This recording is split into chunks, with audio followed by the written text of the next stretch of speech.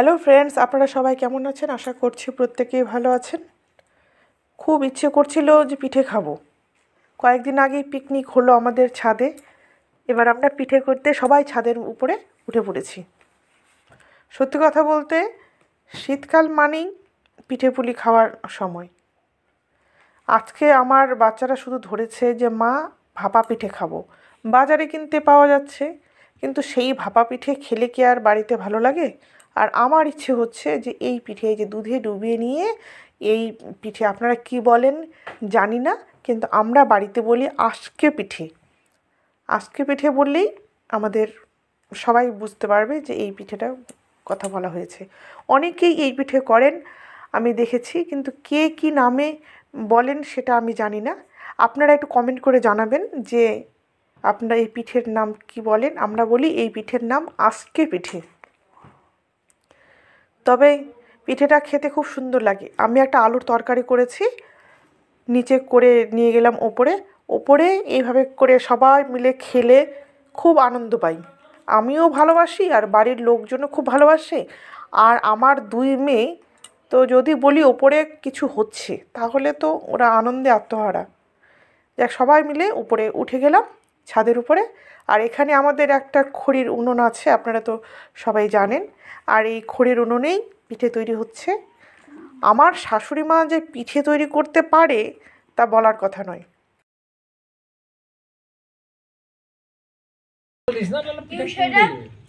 আমি তো বলবো না।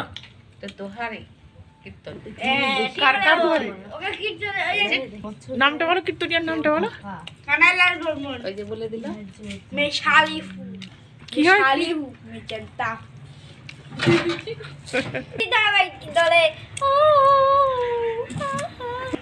কীর্তনের আসরে তোদেরকে পিটিয়ে দিবে।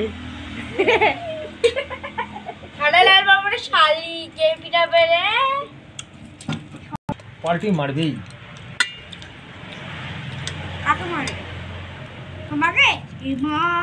মেরে দিবে। আমাদের সিমাই হচ্ছে, সিমাই কথা শুনিস সব করতে পারি। বললাম না তোকে দেরি জায়গা তো আমরা একটা পিঠে খুব খাই, সেটা হচ্ছে বাঁধাকপির বড়া। বাঁধাকপির বড়া বলতে আমরা সাধারণত যেভাবে কাঁচা কেটে নিয়ে ঝুরি করে কেটে নিয়ে বেসন দিয়ে যেটা খাই সেটা নয়। এটা হচ্ছে বাঁধাকপিটাকে চালের আটা দিয়ে সেদ্ধ করে নিতে হয় কিছু মশলা দিয়ে, তারপর গোল গোল করে নিয়ে তেলের মধ্যে ভেজে নিতে হয়। এই পিঠেটা আমরা খুব খাই।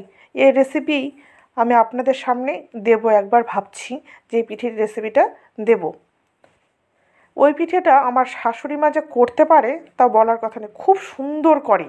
আমিও চেষ্টা করেছি, আমার দ্বারাও হয়, আমিও করি, কিন্তু অতটা ভালো হয় না। কিন্তু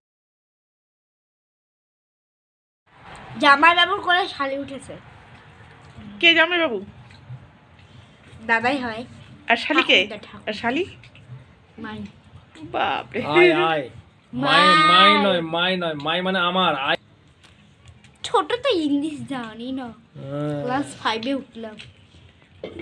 একটা শালিকে নিয়েছেন, আর একটা শালি কি হবে? আরেকটা শালি মোবাইল তো দেখেন আমার সমান হয়ে গেছে। বড় শালিটাকে আর নিতে পারবেন না কোলে? না, এই জন্য এমনি পাতলা হয়েছি। হ্যাঁ, আমি আমার সমান হয়ে গেছে। হ্যাঁ 38 আর 50। আর কি, আর তোর মায়ের আর চিন্তা নাই এখন। সব সমস্যা সবার রাখা, এটা নিয়ে আয়, রাখা। আমার তো চিন্তা নাই। আর ইয়া বড় দিদি, আর ওর বড় দিদির কি বড় দিদি যে কিছু ওকে জিজ্ঞাসা করলে, বোনো যা তো তুই এটা করতো। ও খালি অর্ডার হাইকোর্টে পাঠিয়ে দিলে ভালো লাগছে কিন্তু ছোট বাটি দুটো নিয়ে চলে কিছু হবে না, পাতলাই তো 30 কেজি ওজন, কত পাতলা। এখন আমি বলছে যে তুই যা